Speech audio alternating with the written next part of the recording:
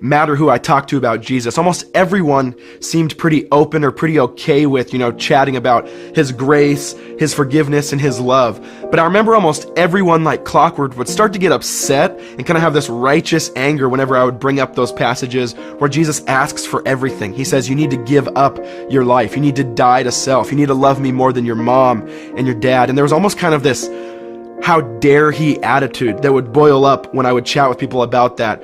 And I remember perfectly I would understand it and say that totally makes sense. But the more I thought about it, I started to realize, how come he's the only one we get mad at that asks that, right? We're perfectly fine with everything else in our life asking everything from us and asking us to sacrifice for. It's like, how many marriages have we seen where the father is totally willing to give up everything? The relationship with the kids, the relationship with the wife, maybe his friends at church, because he wants to have an adulterous relationship.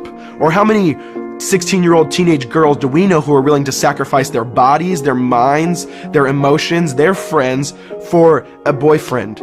How many people do we know that are willing to sacrifice everything on the altar of their job?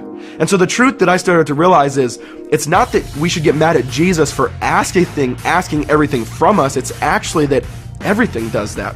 There's one thing in every single one of our lives that demands everything from us. It says, I want all of you.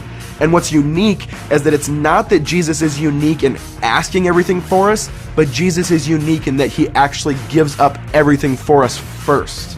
Jesus is the only one out of lust, anger, adultery, relationships, reputation, power, sex. He's the only one out of all those things that actually says, I'm going to give you everything I have to compel you to give everything up for me. See, the truth is, all those other things slap a spiked leash on us and drag us around the corridors of life, forcing us as a slave to do what they say. And they always overpromise and underdeliver.